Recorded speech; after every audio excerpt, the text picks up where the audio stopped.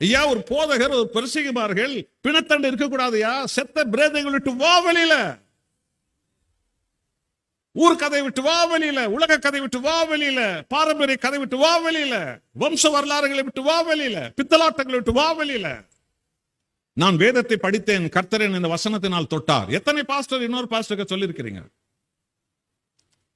நான் ஜெபத்தில் இருக்கும்போது தேவன் எனக்கு இப்படி ஒரு தரிசனத்தை கொடுத்தார், அதே போல எனக்கு ஆண்டவர் 50 குடும்பங்களை எனக்கு ஆதாயப்படுத்த செய்தார். உங்களை யாருங்க இப்படி சொல்லி இருக்கிறீங்க இது வரைக்கும்? அவன் கட்டு போனா, இவன் கட்டு போனா, அவன் விழுந்து போயிட்டான், இவன் விழுந்து போயிட்டான், அந்த பாஸ்டர் அந்த மாதிரி, இந்த பாஸ்டர் இந்த மாதிரி. யோசித்து பார்த்தீங்களா? உங்கள் வாயிலே பிசாசு வந்து உட்கார்ந்து கொண்டு ஒவ்வொரு பாஸ்டருடைய பலவீனங்களை பற்றி கீழ்த்தரமாக பேசிக்கொண்டு, உங்களோடு நேற்று வரைக்கும் ஓடிக்கொண்டிருந்த, உங்களோடு அலைந்து கொண்டிருந்தவர்களை பற்றி நீங்க மட்டரகமா பேசிக் கொண்டிருப்பீர்கள் என்றால், இன்னொரு உத்தம ஊழியக்காரன் எப்படி எழும்ப போறான்? எப்படி எழும்ப முடியும்? நீங்க எப்படி உத்தமர்களா உத்தமிகளா நீங்க எழும்ப முடியும்? உணர்ந்து பாத்தீங்களா? ஆகவே பிரசங்கியாரே, போதகரே, பாஸ்டரே, பாஸ்டரம்மா, செத்த பிரேதங்களிட்டு வா வெளியில. ஆமென். அன்பானவர்களே, ஒருவன் புலி வேட்டை நடத்துவதற்கு காட்டுக்கு போனான். நல்லா தெரிஞ்சுக்கங்க, புலி வேட்டை ஆடுவதற்கு காட்டுக்கு போனான். எல்லாம் நல்ல ஆடை உடுத்தி கொண்டான், கால் நல்ல பெரிய ஷூ போட்டுக்கொண்டான், முகமுடி போட்டுக்கொண்டான், தலைக்கவசங்கள்லாம் போட்டுக்கொண்டான். புலி வேட்டை ஆடுவதற்காக அவன் காட்டுக்கு போனான். மரத்தின் கீழே, அந்த குளம், இங்கதான் புலி வரப்போகுது, சிங்கம் வரப்போகுது, அதை நான் வேட்டையாட போறேன். மரத்தின் கீழே அவன் ஒரு ஆட்டுக்குட்டியை கட்டிவிட்டான். கட்டிவிட்டு துப்பாக்கி வைத்துக்கொண்டு அந்த மரத்தின் மேலே அமைக்கப்பட்ட கூண்டில உட்கார்ந்து கொண்டு துப்பாக்கி வைத்துக்கொண்டு அவன் குறி பார்த்து கொண்டே இருக்கிற நேரத்தில் என்ற சத்தம் வந்தது. என்னென்றால் 2 கொசு வந்து விட்டது. உடனே அவன் அடிச்சான், இப்படி அடிச்சான். இன்னொரு கொசு வந்தது, அப்படி அடிச்சான், இப்படி அடிச்சான். கடைசியில் ஒரு முடிவுக்கு வந்தான். என்னடா இது, நான் சிங்கத்தையே சுட வந்தவன், புலியே நான் அடிக்க வந்தவன், கேவலம் இந்த கொசு என்ன கடிக்குதா?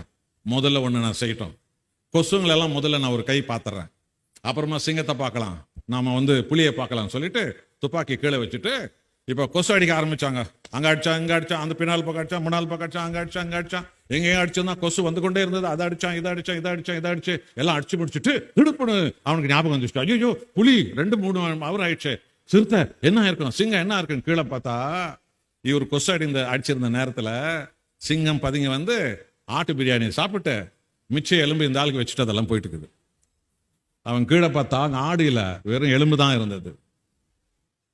அருமையான பாஸ்டர்களே, ஊழியக்காரர்களே, கவனிங்க.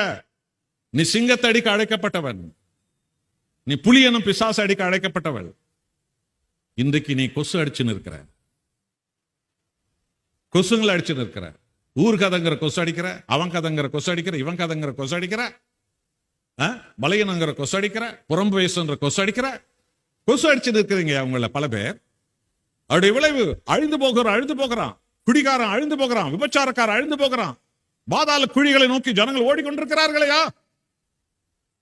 அநேக ஊழியக்காரங்க கொசு அடிக்கிற வேலை தான் பண்ணிட்டு இருக்கிறாங்க. யோசித்து பாருங்க. உன்னை தேவன் சிங்கத்தை அடிக்க அழைத்தார், உன்னை புலி அடிக்க அழைத்தார். உன் கவனம் கொசு பக்கம் போகலாமா? உன் கவனம் அந்த சிறுத்தையின் மேல, அந்த சிங்கத்தின் மேல, அந்த புலியின் மேல தான் இருக்கணும். இந்த ஊரை நான் விடுவிப்பேன், அந்த கிராமத்தை நான் விடுவிப்பேன். ஆகவே வேதம் சொல்லுகிறது, செத்த கிரிகளை விட்டு வா வெளியில, மரித்தோரை விட்டு எழுந்துரு. நீங்கள் விழித்து இந்த ஆராதனை, நீ விழித்தெழுந்து. பாத்தீங்களா, இப்ப விழித்தெழுறீங்க நீங்க. மரித்தோரை விட்டு எழுந்துரு, கண்ணை திறந்து பாரு. அப்பதான் உன் பக்கத்துல நிறைய பணங்க இருக்குது உனக்கு தெரியும். இருட்டா இருந்ததுனால பக்கத்துல 4-5 பணம் இருக்கு தெரியல, அது மேலேயே ராத்திரி எல்லாம் படுத்து உறங்கி கொண்டிருந்தாய். காலையில பார்த்தா தான் தெரியுது அதெல்லாம் செத்த பிணங்கள் என்று சொல்லி. நீ பிணங்களை விட்டு வா வெளியில. அப்பொழுது இந்த வார்த்தை எல்லாரும் சொல்லுங்க வாய் திறந்து. எப்பொழுது? பாத்தீங்களா, நீங்க ஒரு விலை கொடுக்கும் போது, நீ விழித்தெழுந்த செய்திகள், நீங்க விழித்தெழுது, தீர்மானம் எடுக்கிறது, செத்த பிணங்களை விட்டு வா வெளியில. அப்பொழுது கிறிஸ்து இயேசு உங்களை பிரகாசிக்க வைப்பார். பாத்தீங்களா, தேவன் உங்களுக்காக அக்கினியை கையில் வைத்து காத்திருக்கிறார். தேவன் உங்களுக்காக வல்லமை வைத்து காத்திருக்கிறார், அபிஷேகத்தை வைத்து காத்திருக்கிறார். அவைகளை நீங்கள் பெற்றுக்கொள்ள வேண்டும். எபேசியர் 5ஆம் அதிகாரத்தில் 3வது வசனத்திலிருந்து, மேலும் பரிசுத்தவான்களுக்கு ஏற்றபடி. யாருக்கு ஏற்றபடி? யாருக்கு ஏற்றபடி? ஐயா, உலகத்துக்கு ஏற்றபடி இல்ல, ஊருக்கு ஏற்றபடி இல்ல, வம்சத்துக்கு ஏற்றபடி இல்ல, இருக்கிற இடத்துக்கு ஏற்றபடி இல்ல, பரிசுத்தவான்களுக்கு ஏற்றபடி. நீ பரிசுத்தவானா இருக்க அழைக்கப்பட்டவள், நீ பரிசுத்தவதியா இருக்க அழைக்கப்பட்டிருக்கிறவள். ஆக பரிசுத்தவானுக்கு ஏற்றபடி நீ நடக்கணும்னா, பரிசுத்தவதிக்கு ஏற்றபடி நீங்கள் நடக்கணும்னு சொன்னா என்ன செய்யணுமா? அடுத்த வசனம் சொல்கிறது பாருங்க. பரிசுத்தாவிக்கு ஏற்றபடி நாம் என்ன செய்ய வேண்டுமா? வேசித்தனமும் மற்ற எந்த அசுத்தமும் பொருளாசையும் ஆகிய இவைகளின் பேர் முதலாய் உங்களுக்குள் சொல்லப்படவும் கூடாது. கவனிச்சு பார்த்தீங்களா? உங்களுடைய நடவடிக்கைகளே இருக்கிற உத்தமம், உங்களுடைய பார்வையில் வெளிப்பட உத்தமம், நீங்கள் மற்றவர்களோடு பழகும்போது எடுக்கிற உத்தமம். ஒருவேளை சில சகோதரி இடத்துல ஒருவர் தனிமையில பேசுறாரு, ஒரு வாலிப பொண்ணுகிட்ட ஒருத்தர் தனிமையில பேசுறாரு, ஒருத்தரோடு பேசும்போது இருக்கிற அந்த உத்தமம், அந்த உத்தமம், அந்த பரிசுத்தம். பாத்தீங்களா? வேசித்தனமும் மற்ற எந்த அசுத்தமும் பொருளாசை இவைகளின் பேர் முதலாய் உங்களுக்குள் சொல்லப்படவும் கூடாது. கவனிச்சு பார்த்தீங்களா? எவ்வளவு அற்புதமான ஒரு அழைப்பு என்று உங்களுக்கு புரியுதா? ஒரு ஊழியக்காரன அவருடைய நடவடிக்கை பற்றி யாரும் வாயில பேசிடக்கூடாது. ஒரு ஊழியக்காரருடைய பேச்சை வச்சு, ஒரு நடைமுறை பவனை வச்சு யாரும் பேசிடக்கூடாது. உங்க நடத்தை வச்சு யாரும் பேசிடக்கூடாது. உங்களுடைய நடவடிக்கை குறித்து ஒருத்தர் பேசக்கூடாதுங்க. உங்களுடைய செயல்பாடுகளை குறித்து ஒருத்தர் கேவலமா மட்டமா பேசக்கூடாது. பொருள் ஆசை குறித்து, இந்த ஊழியக்காரனா, ஐயோ தெரியாதா அவங்களுக்கெல்லாம், இந்த ஊழியக்காரனா அவங்களுக்கு தெரியாதா, இந்த ஊழியக்காரனா தெரியாதா, இப்படி எல்லாம் இன்னைக்கு யாரும் பேசிடக்கூடாது. ஆமென். அன்பான சகோதர சகோதரிகளை, ஒரு முறை நாங்கள் கிராமங்களுக்கு ஊழியம் செய்வதற்காக சில குடும்ப சகோதரிகள், வயதானவங்க தான், நடு வயசுள்ளவங்க முன்பு வந்தார்கள். அவங்களெல்லாம் நாங்கள் பயிற்சி கொடுத்து விடுவிடா போய் இயேசுவின் பேரால் பிசாசுகளை விடக்கணும், நாம் ஆண்டவர் நாமத்தினால் அவர்களுக்காக ஜெபிக்கணும் என்று அவர்களுக்கு சொல்லி ஏராளமான பேர் வீடுகளுக்கு அனுப்புகிறோம். அவர்களால் அநேக பேர் தொடப்பட்டு அவர்களை ஆண்டவருடைய ஆராதனைக்கு, சபைக்கு அவர்கள் தேவனுடைய வீட்டுக்கு கொண்டு வருகிறார்கள். அப்போ ஒரு சகோதரி வந்து சொன்னாங்க, ஐயா என்ன இந்த ஊருக்கு, இந்த தெருவுக்கு நீங்க அனுப்புனீங்க, நான் போகும்போதெல்லாம் என் பின்னாடி 4 பையனுங்க பின்னாடியே வரானுங்க, நான் போகும்போதெல்லாம் பின்னாடி வராங்கன்னு சொன்னாங்க. அப்போ இன்னொருத்தர் சொன்னாங்க, நான் போகும்போதெல்லாம் யாரும் வரலையே அப்படின்னு சொன்னாங்க. இல்ல நான் போகும்போதெல்லாம் வந்தாங்க அப்படின்னு சொன்னாங்க. சரி, இந்த அம்மா போகும்போது மாத்திரம் 4 பையனுங்க பின்னாலேயே வந்தானுங்களாம். என்ன காரணம் என்னன்னா, இந்த அம்மா வந்து ஜன்னல் ஜாக்கெட் வச்சுன்னு போயிட்டு இருக்கிறாங்க. ஜன்னல் திறந்துதான் போற வரோம் எட்டி பக்கம் வந்தானே. யாரு? ஊழியக்காரி என்ன ஜாக்கெட் போட்டாங்களா? ஜன்னல் ஜாக்கெட் போட்டிருந்தாங்களாம். ஆமாம் அன்பானவர்களே, அம்மா ஜன்னல் ஜாக்கெட் போட்டா மக என்ன ஜாக்கெட் போடுவா? கதவு ஜாக்கெட் போட்டிருப்பா. ஜன்னல் எட்டி தான் பார்க்குவானுங்க. கதவு ஜாக்கெட் வச்சா என்ன பண்ணுவானுங்க? போற வரவனெல்லாம் கதவுல போயிடுவானுங்க. விளங்குதா உங்களுக்கு? விளங்குதா? வந்தது எதுக்காக? ஊழியம் செய்வதற்காக. நடவடிக்கை எங்கே? ஜன்னல் ஜாக்கெட், கதவு ஜாக்கெட். உணர்ந்து பாருங்க, உங்க கவனம் எதன் மேல? நீங்க எந்த ஜன்னல் உடுத்துறீங்க, எந்த கதை உடுத்துறீங்க? இல்ல, சீரழிந்திருக்கிற ஆத்மாவை தூக்கி எடுப்பதில் தான் உங்க கவனம் இருக்கணும். ஆமென் அன்பானவர்களே. ஆகவே உங்களுடைய கெட்ட நடத்தை பற்றி ஒருத்தர் சொல்லக்கூடாது. பொருளாசை பற்றி உங்களை பத்தி யாரும் சொல்லிவிடுக்க. இந்த ஊழியக்காரன், ஊழியக்காரன் அவெல்லாம் அதெல்லாம் வியாபாரிங்க, கிறிஸ்தவ வியாபாரிங்க. அவங்கெல்லாம் ஜபம் பண்றதுக்கு காசு கேட்கறான், கண்ணீரோடு ஜெபிக்கணுமா, இவ்வளவு 1000 அனுப்புங்கள். குடும்பத்துக்கு ஜெபிக்கணுமா, இவ்வளவு 1000 அனுப்புங்கள். பிள்ளை குட்டிகளாம் ஜெபிக்கணுமா, இவ்வளவு 1000 அனுப்புங்கள். வியாபாரத்துக்கு ஜெபிக்கணுமா, இவ்வளவு 1000 அனுப்புங்கள். யோசித்து பார்த்தீங்களா? யோசித்து பார்த்தீங்களா? இப்ப சில இடத்துல எல்லாம் ஊழியங்கள்லாம் எப்படி ஆரம்பிக்கிறாங்கன்னா, power ministry. Power power O power O power power power வா, உனக்கு பவர் வேணுமா, வாங்க இந்த சபைகள்லாம் விட்டு வாங்க, பெரிய பவர் பவர் பவர். எல்லாம் பவரை பார்த்து, எல்லாம் பவரை பார்த்து எல்லாம் ஓடுறதான். விளம்பரம், டிவில எல்லாம் விளம்பரம், power power power. Okay right. இந்த பவர் மினிஸ்ட்ரி பண்ணாரு. இப்போ 1 வருஷமா அந்த சத்தமே இல்லையே. இப்ப பேரை மாத்திட்டாரியா? அப்படியா? என்ன மினிஸ்ட்ரி இப்ப? டவர் மினிஸ்ட்ரியா? டவர்யா? ஊருக்கு டவர்யா? டவர். பவர்ல இருந்து எங்க வந்துச்சு? டவர் டவர் ஓ டவர். ஞாபகம் இருக்கட்டும், எந்த பேரில் டவர் வந்தாலும் இயேசுவின் நாமத்தில் இந்தியாவில் அவைகள் எல்லாம் நிர்மூலமாக்கப்படணும். இயேசு கிறிஸ்து என்கிற சபையின் டவர்கள் தான் இந்தியாவில் வரணும். கைகளை தட்டகலாம் இருப்பா. ஆமென் அன்பானவர்களே. ஒரு முறை ஒரு ஊழியத்தில் பாண்டிச்சேரியில் நடந்த மாநாட்டில் டவர் மினிஸ்ட்ரிக்காரர் நானும் பேச வேண்டியதாயிடுச்சு ஒரே மேடையில். அப்ப இதை பத்தி நான் பேசுறேன். இந்தியாவுக்கு எது தேவை? ஜெப டவர் தேவையா? ஆண்டவராய் இயேசு ஆராதிக்கிற சபை டவர் தேவையா? எது தேவை இந்தியாவுக்கு? ஒரு டவரை கட்ட 10 லட்சம் 50 லட்சம் 1 கோடின்னு சொல்லி எல்லாருக்கிட்ட பாக்கிட்டையும் கொள்ளையடிக்கிறாங்க. அந்த டவருக்குள்ள என்னடா பண்றாங்கன்னா, 4 பேர் வந்து எல்லாரும் மாசம் மாசம் எவ்வளவு அனுப்புறேன்னு லிஸ்ட் போடுறதுக்கு உட்கார வச்சுக்கிறாங்க. சீட் பண்ற நடத்துற மாதிரி. புரியுதா? ஆனா கிராமங்கள்ல போனா 3 லட்சம் கொடுத்தா ஒரு சபை, 40க்கு 30 ஒரு சபை கட்டி 200 பேர் தேவனை ஆராதிக்கிறாங்க. இந்தியாவுக்கு எது தேவை? இந்தியாவுக்கு ஆண்டவராக இயேசுவை ஆராதிக்கிற சபையின் டவர்கள் தான் தேவை. கைகளை பலமாய் தட்டுங்க எல்லாரும். இந்தியாவுக்கு சபை டவர்கள் தான் தேவை. இந்தியாவுக்கு ஜெப டவர்கள்லாம் தேவையில்லை. ஜெபம் பண்றதுக்கு என்னத்துக்கு டவர்? ஜெபம் பண்றதுக்கு விசுவாசம் தான் இருக்கணும். அல்லேலூயா. ஆமென் அன்பானவர்களே. சரி, பவர்ல ஆரம்பிச்சார், நல்ல விளம்பரம். அங்கிருந்து பிரிச்சார், இங்கிருந்து பிரிச்சார், அந்த சபையில இருந்து 100 பேர், அந்த சபையில 100 பேர், எல்லாம் பவர்னு போய் கடைசியில டவர்ல மாட்டிக்கினாங்க. சரி, ஓகே, ரைட். ஒரு வருஷம் கழிச்சு, ஆமா, இந்த டவர் மினிஸ்ட்ரி பண்ணிருந்தாரு. இப்ப அவர் என்ன பண்றாரு? இப்ப கவர் மினிஸ்ட்ரிங்க. அவரது ஃபுல் கவர் தாங்க. ஃபுல் ஆளுக்கு கவருங்க, கவருங்க, கவர், கவருங்க, கவர். பாத்தியா? யோசித்து பாத்தீங்களா? பொருளாசை குறித்து உங்கள் பேர் முதலாய் சொல்லப்படவும் கூடாது.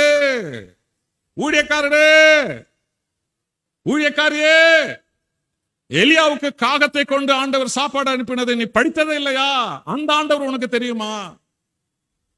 பேதுருவுக்கு வரி கட்டுவதற்காக ஒரு மீன் வாயில ஒரு வெள்ளிக்காசு இருந்ததை தேவன் கொடுக்கவில்லையா? இந்த தேவன் உனக்கு தெரியுமா?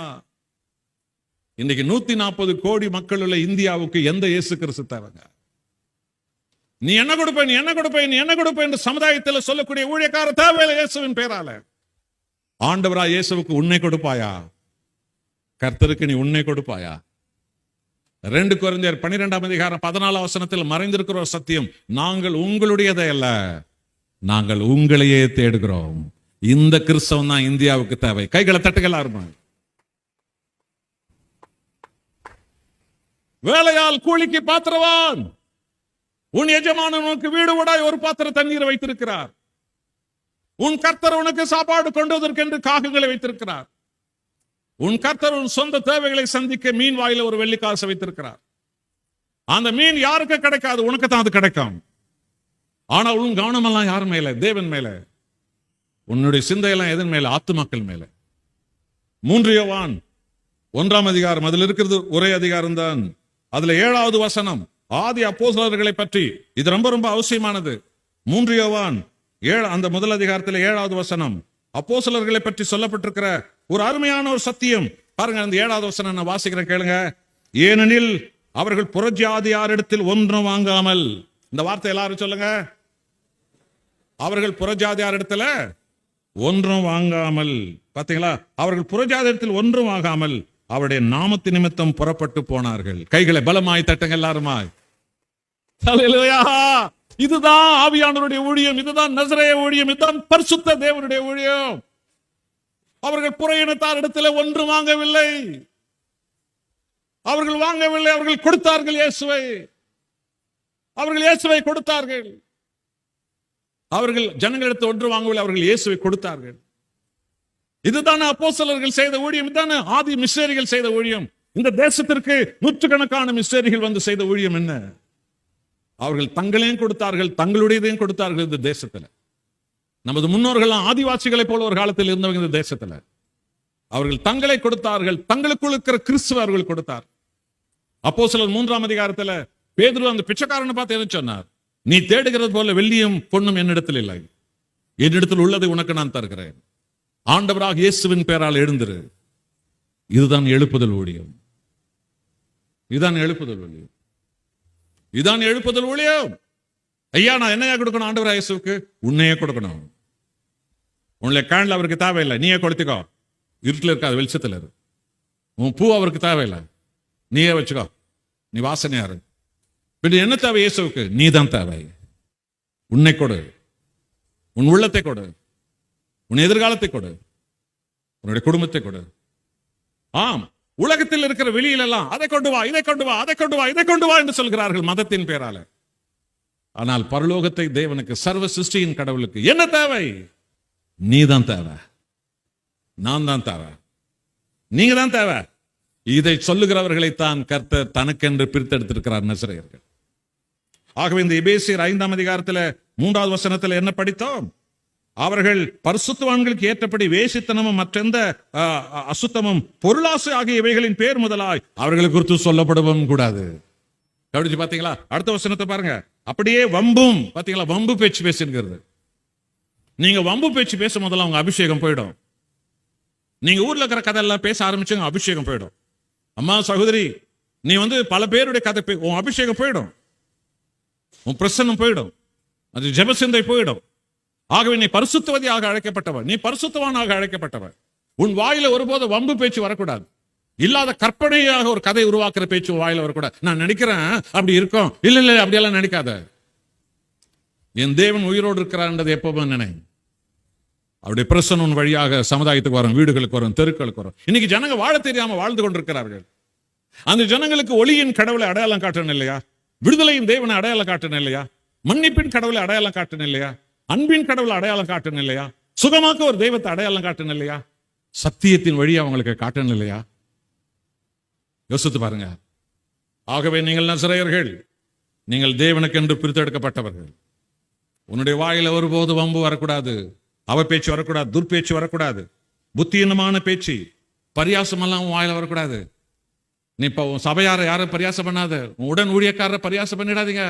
ஆலோசனை கொடுங்க, அவங்களுக்காக ஜெபிங்க, வேண்டாம் கண்டிச்சு சொல்லுங்க சில தவறுகளை. அவங்கள கேலி பரியாசம் பண்ணி சிரிச்சிடாதீங்க, அப்படியும் நீங்க நடந்துக்காதீங்க. கடந்த முறை டிசம்பர் மாதம் பெங்களூர்ல இருக்கிற 4000 பாஸ்டர்கள் இருக்கிறார்கள் பெங்களூர் சிட்டியில மாத்திரம். அதுல 1000 ஈஸ்ட் பெங்களூர், வெஸ்ட் பெங்களூர் என்று 4 பகுதியாக இருக்கிறது.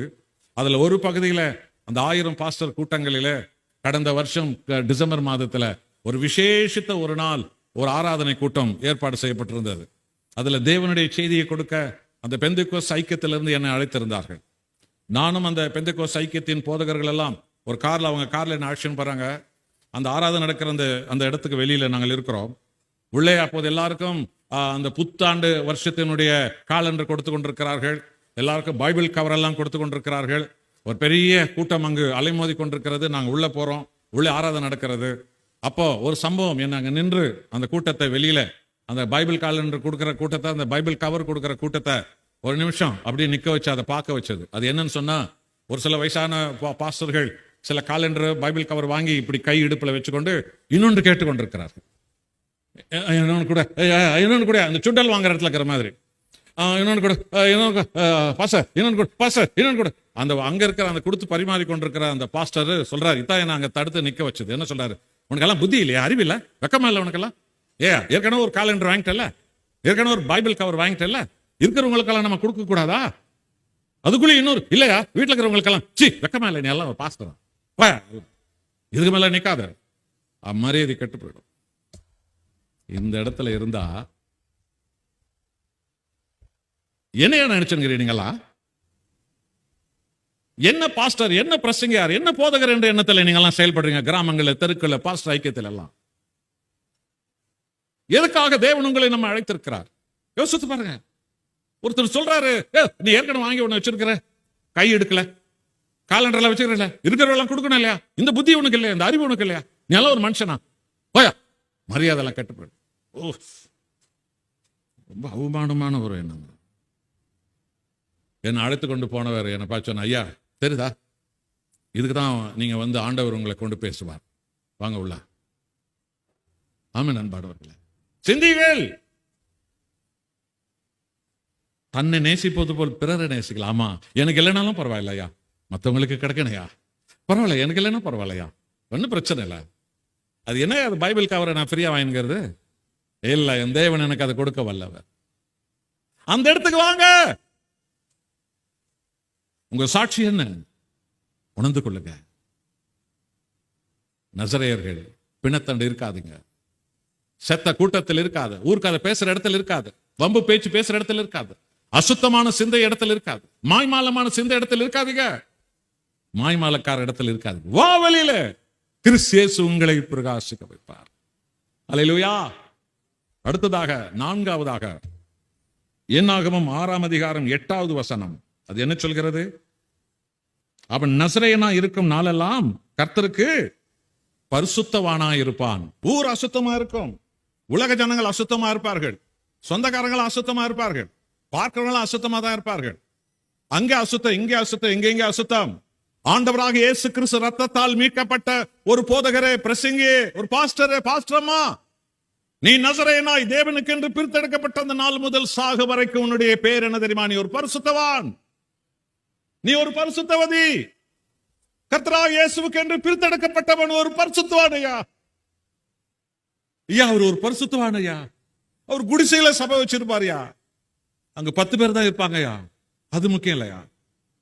அந்த ஊழியக்காரர், அந்த போதகர் ஒரு பரிசுத்தவானையா, அந்த அம்மா, அந்த ஊழியக்கார அம்மா ஒரு பரிசுத்தவதியா. எது மேல உங்க கவனம் இருக்கிறது? எது மேல உங்க கவனம் இருக்கிறது? ஆமென் அன்பானவர்களே. எந்த பட்டத்துக்கு பிசாசு பயப்படுவான்? இன்னைக்கு பிசாசு பிடிச்சு ஆடுதுங்க சமுதாயத்துல. அதுக்கு எந்த பட்டம் காமிச்சா அந்த பிசாசு பயப்படும்? உலக அதிகாரத்தில் யாராவது ஒருத்தர் நம்ம பக்கத்தில் இருக்கட்டும், பிசாசு அவருக்கு பயப்படுமா? இல்ல. ஒரு ஏழை எளிய ஊழியக்காரங்க, ஒருவேளை 2 வேளை, ஒரு வேளை சாப்பிடுறவரா இருப்பாரு, வீடு வீடா அலைஞ்சி, தெருத்தரவா அலைஞ்சி, கிராம கிராமம் அலையிற ஒரு ஊழியக்காரன்.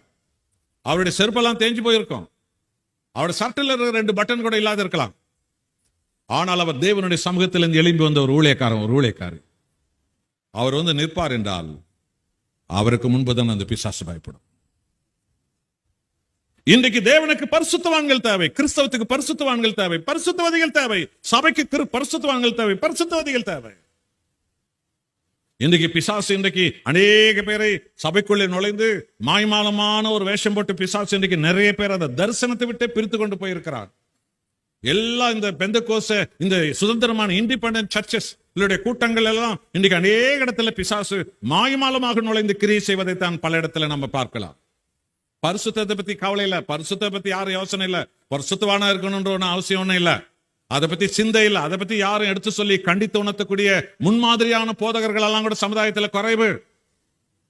இப்பெல்லாம் நிறைய பேர் வந்து பாஸ்டர் இல்லாம போன bishop, pastor bishop, pastor bishop. விசுவாசிகள்லாம் இப்போ ரொம்ப கம்மி ஆயிட்டாங்க, பிஷப்கள்லாம் நிறைய ஆயிட்டாங்க.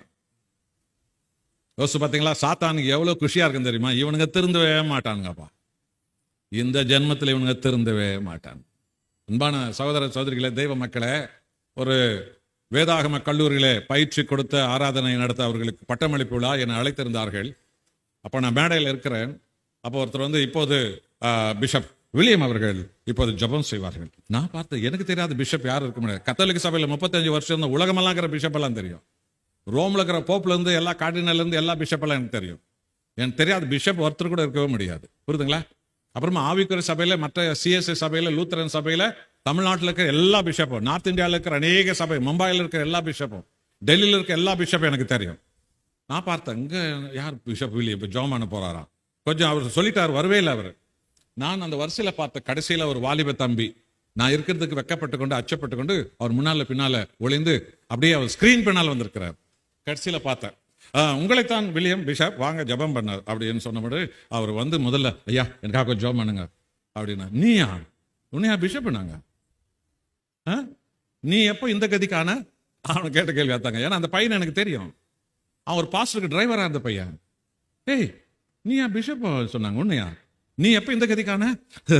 அப்புறமே சொல்றியா? சரி நல்லது. அவன் இருந்த அலங்கோலத்தை பார்க்கணும். தலையை கூட சீவாம, எண்ணெய் பூசாம, இந்த நுங்கு பழம் ஆயிட்டா சப்பி போடுறானுங்களே அந்த மாதிரி தலை எல்லாம் பரட்டையா பறந்து, அவன் தலை, புரியுதுங்களா? அவன் ஷேவிங் கூட பண்ணாம, அவன் சர்ட்டும் அவன் மேல போட்டுங்கிற ஒரு கோட்டம் அதுக்குன்னு போட்டுக்கிறாங்க. அவன் போட்டுக்கிற அந்த பேண்ட்டும், குதிரை வண்டி ஓட்டுவானுங்களே பேண்டெல்லாம் மேலே தூக்கணும், புரியுதுங்களா? அந்த குதிரை வண்டி ஓட்டுறவனுங்க தான் அப்படி இருப்பானுங்க அந்த காலத்துல எல்லாம். அந்த மாதிரி பேண்ட் போட்டுன்னு அவன் வந்து, அந்த பேண்ட்டு இடுப்புக்கு கீழே இருக்குதுங்க, குனிஞ்சானா கழுவிடும் அது. இவன் வந்து பிஷப் ஜெபம் பண்ணிட்டான். சரி, இது முடிஞ்ச உடனே அவனை பார்க்கணுன்னா நான் கீழே இறங்கி வந்தேன். ஐயா அங்கே சாப்பாடு அது இருக்கட்டும், முதல்ல இங்கே ஒருத்தனை பார்க்கணும் நான் அது சொல்லிட்டேன். தம்பி வாங்க. ஆமா, நீ ஏன் அந்த கதிக்கான? திரும்ப திரும்ப நான் கேட்டேன். அது வந்து இல்லை, நீ தான் போயிருக்கிற, அது எப்படி வரும்? நீ இப்போ அவர் கூட ஒழுங்கா டிரைவரா இருந்த, இப்போ எப்படி நீ பிஷப் ஆன? அங்கே நான் வெளியில் வந்துட்டேன். சரி சரி, அதனால எனக்கு நிறைய பாஸ்டருங்க அறிமுகம் ஆயிடுச்சா, அவங்கெல்லாம் அப்பப்போ கார் ஓட்ட எனக்கு கூப்பிடுவாங்கய்யா.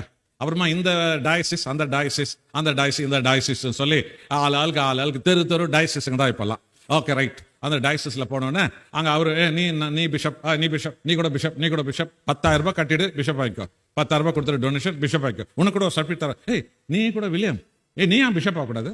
எல்லா பாஸ்டரும் தெரியல, நீ ஒரு பிஷப் ஆகிடும். அப்படித்தான் எனக்கு கொடுத்துட்டாங்க. முதல்ல மரியாதை சொல்றேன், இதெல்லாம் தூக்கி கிழிச்சு போட்டுட்டு ஆண்டவரா இயேசு கிறிஸ்துவினுக்கு ஊழியக்காரனா, வேலைக்காரனா நீ மாறு. அல்லேலூயா. அன்பானவர்களே, எச்சரிக்கை, உன்னை பரிசுத்தவானா இருக்க தேவன் அழைத்திருக்கிறாரையா. பெந்தெகோஸ்தே ஐக்கியத்தில் நான் பெங்களூரில் நான் பேசியிருக்கேன். அந்த ஐக்கியத்தில் தயவு செய்து ஒரு ஒழுங்குமுறையை கொண்டு வாங்க. இது என்னது தனிச்சலிச்சு விட்டா மாடுங்க மாதிரி ஆடுங்க மாதிரி சுத்தி இருக்கிறது. இடிச்சாலே பிஷப் பண்றான், இந்த பக்கம் இடிச்சாலே பிஷப் பண்றான். ஒரு ஆள் வந்தாரு, ஸ்கூட்டர்ல வர்றாரு, என்னுடைய சபை சென்டருக்கு அவர் வந்தாரு. ஐயா உங்களை பார்க்கறதுக்கு தான் ரொம்ப ஆசையா இருந்தேன், வந்துட்டு ரொம்ப நல்லது உட்காருங்க. இவர் அவர் இன்ட்ரோடியூஸ் பண்றாரு. ஐயா இவர் ஆர்ச் பிஷப்யா, இது வரைக்கும் பிஷப்பை பார்த்தேன், இப்போ ஆர்ச் பிஷப்பா. அவர் கையில ஒரு பேக் வச்சுன்னு, காய்கறி வாங்குற பேக்குங்க, ஆமாம் காய் கடைக்கு போற பேக்கை கையில வச்சுக்கின்னு அவர் இவர் ஆர்ச் பிஷப்பா, ஓஹோ சரிங்க ரொம்ப சந்தோஷம். சரி உங்களுக்கு எங்க சபை இருக்குதுன்னு கேட்டேன். அவர் என்ன தெரியுமா சொன்னாரு, இனிமேதான் ஆரம்பிக்கலான்னு இருக்கிறையா. நான் சொன்னேன், உங்களை வயசானதுன்னு சொல்லி நான் மரியாதையா பேசுறேன், உனக்கு வெக்கமா இல்ல? மல்லாந்து படுத்தின் காரி துப்பி கொண்டிருக்கிறீங்க நீங்களா. இனிமேதான் சபையே ஆரம்பிக்க போறாரா. யோசிச்சு பாத்தீங்களா? அதுக்குள்ள என்ன வைட்டாரு, ஆர்ச் பிஷப்ல பெரிய ஆர்ச் பிஷப்புங்க அவரு. ஆர்ச் பிஷப்ன்ற அகங்காரம் தலையில இருந்தா கீழே உட்காருவானாவன்? பிஷப் என்ற எண்ணத்துல இருக்கிற ஒருத்தர் கீழே உட்காருவானாயா? ஒரு குடிசைக்கு போவானவன்? ஒரு குப்பை தொட்டி கட்ட இருக்கிற 50 பேருக்கு நற்செய்தி அறிவிக்க போவானவன்? ஓ நான் யாரு தெரியுமா, நான் யாரு, நான் யாரு, ஓ நான் யாரு, அழகுதா? உணர்ந்து பாருங்க, உணர்ந்து பாருங்க. அன்பானவர்களே, ஊழியக்காரர்களே, வானம் அழிந்தாலும் பூமி அழிந்தாலும் என் வார்த்தைகள் அழியாது. இந்த வார்த்தையில, இந்த வேதத்திலே நம்முடைய எஜமானனாகிய கர்த்தர் சொல்லி இருக்கிற சத்தியம் என்ன? அறுவடை அதிகம். சொல்லுங்க மத்ததெல்லாம் நீங்களே. அறுவடை அதிகம். இந்த வேதம் போதிக்கும் ஜீவனுள்ள தேவன் கர்த்தராகிய இயேசுவுக்கு வேலைக்காரர்கள் தான் தேவை. அவருக்கு பிஷப் பட்டம் வாங்கினவங்களாம் தேவையில்லை. வெறும் சர்டிபிகேட் கொடுத்து 2000 ரூபாய் கொடுத்து 1500 ரூபாய் கொடுத்து பாஸ்டர் பட்டம் வாங்கினவங்களாம் தேவையில்லை. 2 பாட்டு படிக்க தெரிஞ்சா போதும், பைபிள் ஒரு வசனம் தெரிஞ்சா போதும், அங்க கீழ்ப்படியாம இங்க கீழ்ப்படியாம பெரியவங்களுக்கு கீழ்ப்படியாம யாரோ காணிக்க கொடுக்க வர்ற நாங்க 4 பேர் இவங்களை நம்பி போய் சபை ஆரம்பிக்கிறோம்லாம் வெளியே இருக்கிறான். அவன் காணிக்க கொடுக்கறத நிறுத்திட்டான இவங்க என்ன ஆகும்? யோசித்து பாருங்க. இன்றைக்கு தேவனுக்கு யார் தேவை? பரிசுத்தவான்கள் தேவை, பரிசுத்தவதிகள் தேவை. ஆக பெந்தெக்கோஸ்து ஐக்கியத்தில் ஒரு ஆலோசகர், ஆவிக்குரிய ஆலோசகராக அங்கே எங்களை வைத்திருக்கிறார். அவங்க சொன்ன பாருங்க ஐயா, ஒரு ஊழியக்காரர் 25 வருஷம் சர்வீஸ் பண்ணியிருக்கிறாரா, உத்தமும் உண்மையுமுள்ள ஊழியர் என்ற பேர் வாங்கியிருக்கிறாரா, ரொம்ப நல்லது. அவர் ஒரு 20-25 சபைகளை உருவாக்கி இருக்கிறாரா, ரொம்ப நல்லது.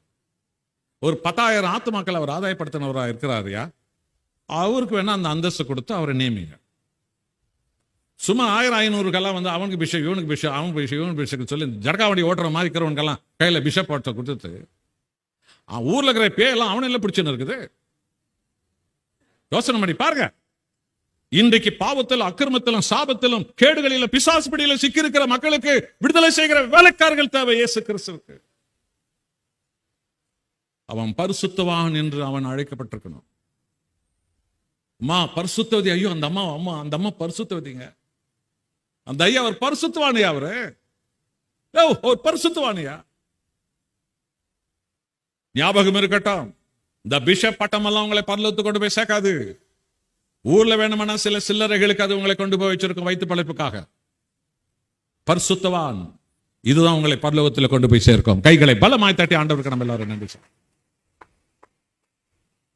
ஆமென். அன்பானவர்களே, நாம் ஒரு விலை கொடுக்கணும். நீங்கள் ஒவ்வொருவரும் அடுத்தவங்களை எச்சரிக்கையா இருக்கணும். இல்ல நான் அவர்கள் அப்போஸ்தலன் என்றார், நானும் அப்போஸ்தலன் என்று பவுல் சொல்லி இருக்கிறார். பாத்தீங்களா? ஒருபோதும் தேவனுடைய அர்ப்பணிப்பு ஊழியத்தை கேவலப்படுத்துறதுக்கு நீங்க யாரும் இடம் கொடுத்துறாதீங்க. எச்சரிக்கை, பத்திரம். நீ கரண்ட்ல கை வைக்க ஆரம்பிக்கிற, மின்சார வயர்ல ஒருத்த கை வச்சா என்ன செய்யும்? என்ன செய்யும் சொல்லுங்க? மின்சார வயர்ல ஒருத்தர் கை வைக்கிறாரு, விரல் வைக்கிறார், என்ன செய்யும்? ஷாக் அடிக்கும். ஒரு பிஷப் பட்டம் வாங்கிட்டு, பாஸ்டர் பட்டம் வாங்கிட்டு ஒருத்தருக்கு விரல வச்சா அது என்ன சலிட் அடிக்கும்? சொல்லுங்க.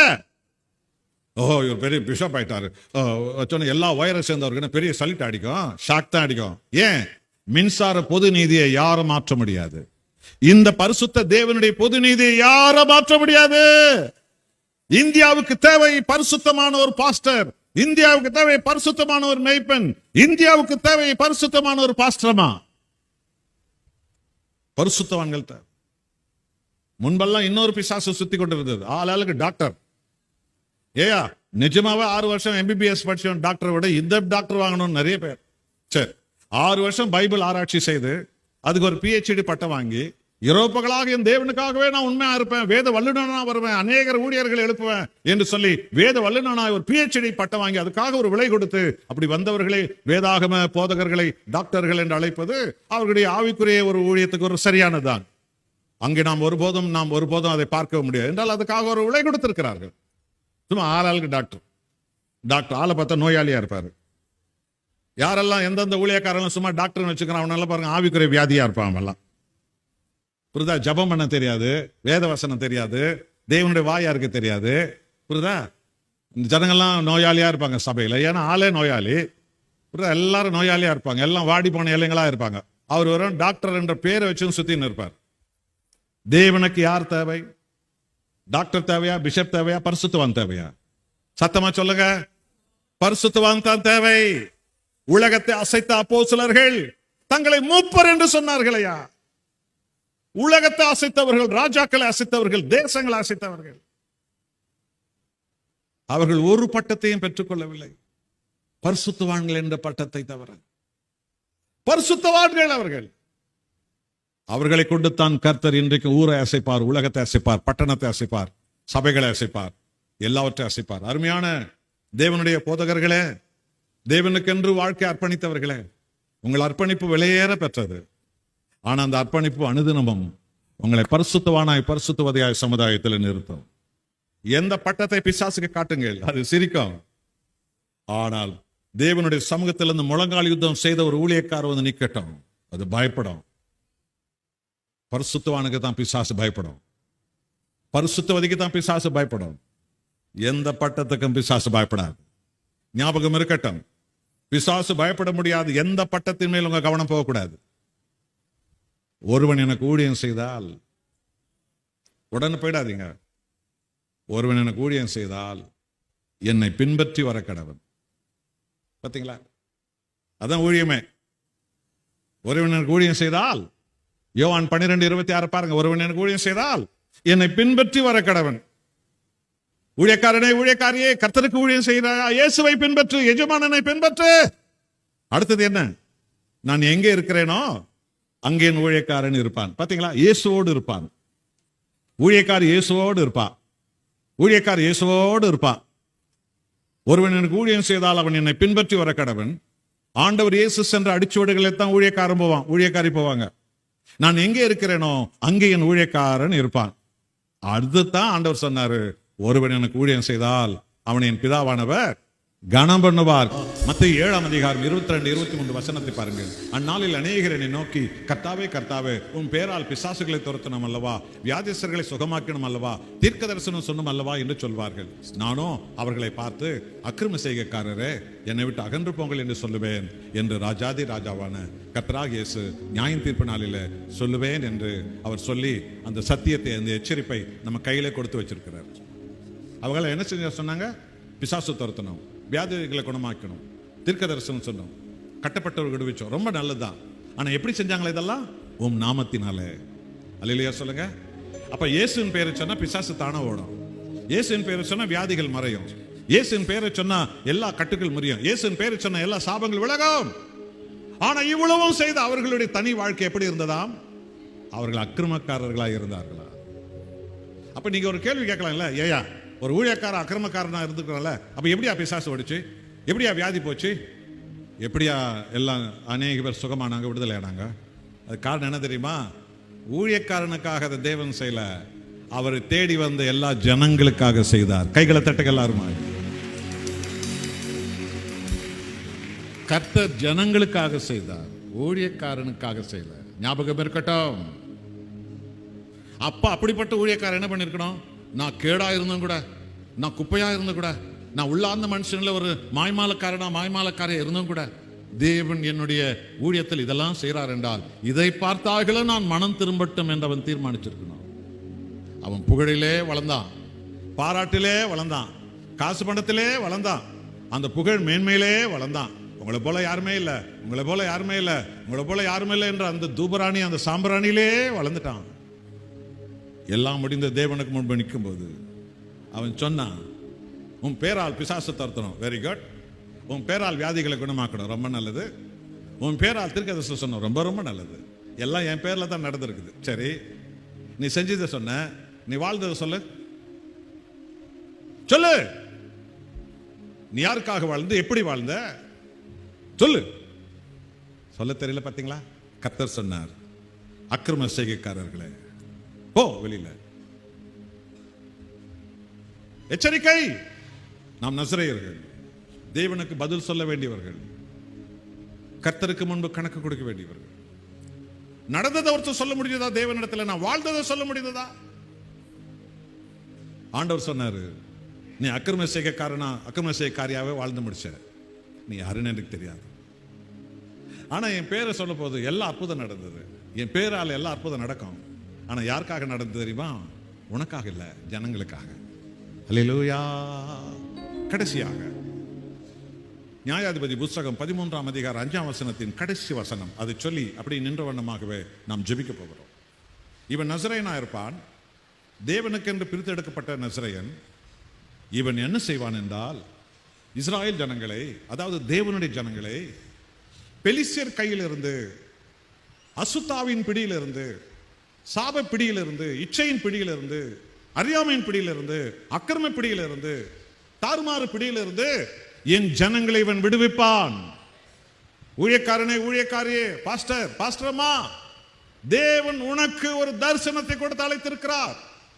இந்த முழு உலகத்தை விடுவிக்கவே உலக ரட்சகர் இயேசு வந்தார். உலகத்தின் பாவங்களை சுமந்து தீர்த்து அவருடைய ஆவியாலை நம்மை நிரப்பி உலகம் எங்கு புறப்பட்டு போ என்று சொன்னார். என் நாமத்தில் பிசாசுகளை துரத்துங்கள், அவர்களை என் ஜனங்களாய் மாற்றுங்கள், என் நாமத்தில் வியாதியஸ்தர்களை சுகமாக்குங்கள். ஐயா, நாம் இருக்கிற இந்தியாவில் 140 கோடி மக்கள் இருக்கிற இந்தியாவில் உங்களுக்கு தெரியலையா? பக்கத்து வீட்டில் பார்த்தா கண்ட வியாதி, இந்த வீட்டில் பார்த்தா சாப நோய், அந்த வீட்டில் பார்த்தா மாந்திரிகம், இந்த வீட்டில் பார்த்தா குழந்தை நோய், அந்த வீட்டில் பார்த்தா புருஷ வியாதி, அந்த வீட்டில் பார்த்தா பீடசனியன். இதானே நம்ம ஊர். அப்ப இவங்களுக்கெல்லாம் விடுதலை கொடுக்கிற தெய்வம் ஒருத்தர் தெரியணும்ல. நாம் இருக்கிற தெருக்கல்ல எவ்வளோ பேர் குழந்தை ராத்திரிலாம் அழுதுங்க, அதாங்க அங்கே போய் கயிறு கட்டின்னு வந்தேன். அவர் ராத்திரிலாம் கத்தினாருங்க, இங்கே போய் மந்திரிச்சுன்னு வந்தேன், அங்கே கயிறு கட்டின்னு வந்தேன், இங்கே தாய்த்து வாங்கி வந்தனால நம்ம காதில் கேட்டது இல்லையா, கண்ணில் பார்த்தது இல்லையா? அப்போ என்னைய செஞ்சிருக்கிறோம்? நம்மளாம் என்ன செய்ய அழைக்கப்பட்டிருக்கிறோம்? உணர்ந்து பாருங்க. கிராமமா பாருங்க, தெரு தெருவா பாருங்க. இன்றைக்கு ஜனங்கள் சாபத்தில் தான் இருக்கிறாங்க. இனி நாம தேவனுடைய முகத்தை தேடி பரிசுத்த ஆவியின் பிரசன்னத்தில் ஆண்டவராகிய இயேசு கிறிஸ்துவின் கையில் இருக்கிற பாத்திரமாக நம்ம எல்லோரும் எழும்பணும். பிசாசுகளை துரத்துவீர்கள், வியாதியஸ்தர்களை சுகமாக்குவீர்கள், கட்டப்பட்டவர்களை விடுவிப்பீர்கள். என் நாமத்தினால அந்த வல்லமை அதிகாரத்தை கொடுத்தார் கர்த்தராகிய இயேசு கிறிஸ்து. ஊழியக்காரனே, தெய்வ சமூகத்தை விதைகாலையில தேடு. விடைகாலையில தேடையா, தேடமா. அதிகாலையில் எழுந்து ஆண்டவர் சமூகத்தில் கதிர் மன்றாடு. அந்த பிரசனம் நிரப்பணும். அன்னைக்கு காலை உணவு உட்கொண்டு உன்னோடு ஒரு சபை விசுவாசி அழைச்சி கிராமத்துக்கு கிராமம் போ, தெரு தெருவா போ, வீடு விடா போ. உங்களுக்காக நாங்கள் ஜெபிக்கணுமா கேட்டு பாருங்க. 10 வீட்டை தட்டி பாருங்க, 7 வீட்டுக்காரன் ஏற்றுக்குவான். ஆமா ஐயா, வாங்கய்யா, கொஞ்சம் ஜெபம் பண்ணுங்க எங்களுக்காக. அவர்களுக்கு தான் உங்களுடைய வழியாக தேவன் அந்த வல்லமையை தருவார். ஒரு மாசம் இப்படி செஞ்சு பாருங்க. ஒரு மாசம் இப்படி வீடு விடா மத்தியானம் வரைக்கும் போய் பாருங்க, தெருக்கு தெருவா, கிராமமா. உங்களுக்கு ஜெபிக்கணுமா? யாருக்கா வியாதி இருக்குதா? நாங்கள் ஜெபிக்க வந்திருக்கிறோம். வாங்க ஐயா, வாங்கய்யா. அம்மா வாங்கம்மா, எங்க வீட்டில் குழந்தை ஒரே வேதனைமா, இந்த பிள்ளைக்கு ஒண்ணுமே இல்லைம்மா, கால் விளங்கலாமா, கை விளங்கும், வாய் விளங்கலாமா. அவங்களுக்கு தானே இயேசு கிறிஸ்து தேவை. என் நாமத்தால் பிசாசுகளை துரத்து. ஆக நசரேயன் என்ன செய்வாரு? புரிதுங்களா? கர்த்தருடைய ஜனங்களை, உலகில் உள்ள எல்லா ஜனங்களையும் பெலிஸ்தியர் பிடியிலிருந்து, அந்த அசுத்தாவின் கூட்டத்திலிருந்து, அந்த பொய் வழிபாடின் கூட்டத்திலிருந்து, அந்த பாதாள ஆவிகளின் கூட்டத்திலிருந்து, அந்த இச்சையின் கூட்டத்திலிருந்து, வேசித்தன ஆவியின் கூட்டத்திலிருந்து இயேசுவின் நாமத்தினால் அவர்களை விடுவிப்பார்கள். இவர்கள் தான் நசரேயர்கள். ஆகவே அருமையானவர்களே, நல்ல மேய்ப்பன் சர்வதேச ஜெப மையத்தில் கொரோனாவுக்கு பிறகு இந்த வருஷத்தின் கடைசி மாதங்களில் கர்த்தர் உங்களை அழைக்கிறார். உங்களுடைய வாழ்க்கை பலிபீடத்தின் மேல் அர்ப்பணிக்கும் தருணம் இப்போது வந்திருக்கிறது. இனி வரப்போற நாட்களில் உன்னை கொண்டு பட்டணத்தை அசைப்பார், கிராமங்களை அசைப்பார், வீடுகளை அசைப்பார், தெருக்களை அசைப்பார். உங்களை கொண்டு நீங்க ஒரு மாதத்துல அதிகாலையில் எழுந்துருங்க, கர்த்தர் சமூகத்தில் கதறுங்க, என்னை நிரப்புங்க. உங்களுக்காகத்தான் என் வாழ்க்கையை நான் கொடுத்தேன். என்னை அபிஷேகம் பண்ணுங்க. நான் போற வீட்டுக்கு நீங்க வர வேண்டும் கர்த்தாவே. நான் தொடர்றவங்களை நீங்க தொடரணும், வியாதிஸ்தர்களை நீங்க தொடரணும், பிசாசுகளை நீங்க துரத்தணும். என்னை நிரப்புங்க ஆண்டவரே. என்னோடு கூட நீங்க வாங்க, என்னோடு கூட நீங்க வாங்க. வேதத்தை படிங்க, ஒப்பு கொடுங்க, அனல் மூட்டி கொள்ளுங்க. பிறகு காலை 9 மணிலிருந்து வீடு விடா போய் பாருங்க, 10 நிமிஷங்க, 10 நிமிஷம் ஒரு வீட்டில் உங்களுக்கு ஏதாவது சாபம் இருக்குதா, நாங்கள் ஜெபிக்க வந்துக்கிறோம். வியாதி இருக்கா, நாங்கள் ஜெபிக்க வந்துக்கிறோம். கடன் தொல்லை இருக்கா, நாங்கள் ஜெபிக்க வந்திருக்கோம். கண்ணீர் கவலை இருக்கா, நாங்கள் ஜெபிக்க வந்திருக்கோம். போதைப் பொருள் அடிமையாக நாங்கள் ஜெபிக்க வந்திருக்கோம். அடங்காது நாங்கள் ஜெபிக்க வந்திருக்கிறோம். தற்கொலை செய்த எண்ணத்தில் உங்கள் குடும்பம் நாங்கள் ஜெபிக்க வந்திருக்கோம். நீங்க யாரை கேட்டு பாருங்க, 1000 பிரச்சனை சொல்லுவாங்க ஜனங்க. அவர்களுக்கு தான் தெய்வம் தேவை, அவர்களுக்கு தான் உலகத்தை உண்டாக்கிய தேவன் தேவை, அவர்களுக்கு தான் நசரேயன் தேவை, அவர்களுக்கு தான் ஒரு பாஸ்டர் தேவை, அவங்களுக்கு தான் ஒரு பாஸ்டர்மா தேவை. ஒரு மாசம் இப்படி நீங்க பயணம் பண்ணுங்க. மாசத்துல ஒரு நாள் சிறப்பு உபவாச கூட்டம். நீங்க போய் வந்த வீட்டு நம்பர் எடுங்க, போய் வந்தவங்க பேர் எடுங்க, அவங்க வியாதி வைங்க, டெய்லி சபையில வாரம் ஜெபிங்க அதுக்காக. இப்ப அந்த உபவாச கூட்டத்துக்கு நீங்க போய் வந்த வீட்டுக்காரங்களாம் போன் பண்ணி கூப்பிட்டு பாருங்க. நீங்க 100 பேரை சந்திச்சிருந்தா அதுல 60 பேர் அதுக்கு வந்து சேருவார்கள். கர்த்தர் அவர்களை விடுதலை செய்வார். கைகளை தட்டி ஆண்டவருக்கு நம்ம நன்றி சொல்லுங்க. ஐயா, சபைகள் பெருகணையா, சாராய கடையெல்லாம் பெருகி இருக்குதுல்ல, சினிமா தேட்டர்லாம் பெருகி இருக்குதுல்ல, ஓட்டெல்லாம் தின்ற ஓட்டெல்லாம் பெருகி இருக்குதுல்ல, எல்லாம் பெருகி தானே. அப்போ தேவனை ஆராதிக்கிற அல்லது விடுவிக்கப்படுகிற சத்தியத்தை கேட்கிற ஆராதனை இடங்கள்லாம் பெருகிடம் தானையா. கிராமம் கிராமமாக, வீதி வீதியாக. இங்க ஜெபிக்கிற ஒருத்தர் இருக்கிறாரு, இந்த அம்மா பாசமா எனக்கா ஜெபிப்பாங்க, நான் விடுதலை பெற்றுக்கொள்வேன். அப்படி தேடி வர்றவங்க இருக்கணும் ஐயா. இதுக்காகத்தான் நசரேயனை தேவன் தேர்ந்தெடுத்தார். இதுக்காகத்தான் ஆண்டவராய் இயேசு இந்த உலகத்துக்கு வந்தார். லூக்கா 4:18 என்ன சொல்கிறது? கர்த்தருடைய ஆவியானவர் என் மேல் இருக்கிறார், தரித்திரருக்கு சுவிசேஷம். அப்ப ரோடு ஓரத்தில் உட்காந்துக்கிறவனை பத்தி சொல்லலாம். இல்ல, வசதி இருக்கலாம், வாய்ப்பு இருக்கலாம், பணம் இருக்கலாம், சொத்து இருக்கலாம். ஆனால் சர்வத்தை உண்டாக்கிய கர்த்தரா இயேசு கிறிஸ்து யாரிடத்தில் இல்லையோ அவனெல்லாம் தேவனுடைய பார்வையில தரித்திரர்கள், ஏழைகள். அவர்களுக்கு சுவிசேஷத்தை கொடுக்க நான் அனுப்பப்பட்டேன். நொறுங்குண்டவர்கள் விடுவிக்க நான் வந்தேன், சிறைப்பட்டவர்களை விடுவிக்க நான் வந்தேன், குருடருக்கு ஒளி கொடுக்க நான் வந்தேன், பார்வை கொடுக்க வந்தேன், நொறுக்கப்பட்ட இதயத்துக்கு ஆறுதல் கொடுக்க நான் வந்தேன். கர்த்தருடைய அனுகிரக வருஷம், அதான் கிருபையின் காலம். இந்த 2000 வருஷமாக கிருபையின் காலம். இலவசமாய் பெற்றது இலவசமாய் கொடுக்கிற காலம், கிருபையின் காலம். அந்த கிருபையின் காலத்தை அறிவிக்க நான் வந்தேன் என்றார் அந்த நசரேயனாகிய இயேசு கிறிஸ்து. அந்த நசரேயனுடைய ரத்தத்தால் கழுவப்பட்டு, அந்த நசரேயன் ஆவியால் நிரப்பப்பட்டு, அந்த நசரேயனுடைய வசனத்தால் நிரப்பப்பட்ட அந்த நசரேய சந்ததியே, போதகமார்களே, பாஸ்டர்மார்களே, பாஸ்டர்மார்களே, நசரேயர், நீங்கள் நசரேயர்கள், நீங்கள் நசரேயர்கள். உங்களுடைய அபிஷேகம் அநேகரை விடுவிக்கும், அநேகரை விடுவிக்கும். நிச்சயமாய் சொல்லுவீர்கள். உங்க தெருவில் யார் யார் வியாதியா இருக்கிறோம், கொண்டு வா இந்த சபை ஆராதனைக்கு. ஆராதனை முடிஞ்சு ஜெபிக்கிறோம். யார் யார் பிசாசு பிடியில் கொண்டு வா சபை ஆராதனை முடிஞ்சு ஜெபிக்கிறோம். தூது அனுப்பணும், செய்தி அனுப்பணும். ஜனங்க வீடு வீடா பழகிறாங்கல்ல, அவங்க சொல்லுவாங்கல்ல, வாங்க எங்க சபையில, எங்க சபை பாஸ்டர் ஐயா உங்களுக்காக ஜெயிப்பாங்க, பாஸ்டர் அம்மா ஜெயிப்பாங்க. கர்த்தர் இயேசு உங்களுக்கு விடுதலை கொடுக்க காத்திருக்கிறார். இந்த நம்பிக்கை கொடுக்கிற ஒரு நசரேயன் வேணும் இல்லையா? இந்த நம்பிக்கை கொடுக்கிற ஒரு நசரேத்தி வேணும் இல்லையா? நீங்க தான் அவர்கள். ஒப்பு கொடுப்பீர்களா? நம்மை நாம் முழுவதுமா அர்ப்பணிப்போம். முதலாவதாக, தேவனே, என் அழைப்பு உணராமல் வாழ்ந்தேன், என்னை மன்னிங்க. என் கடமை உணராமல் நான் வாழ்ந்து விட்டேன், என்னை மன்னிங்க. என்னுடைய பொறுப்பு என்ன என்பது கூட தெரியாமல் நான் இருந்து விட்டேன், என்னை மன்னிங்க. யார் யாரையோ பார்த்தேன், எதையோ பார்த்தேன். என்னை அழைத்த கர்த்தாவே, உம்மை நோக்கி பார்க்க நான் மறந்து விட்டேன், என்னை மன்னிங்க தேவனே.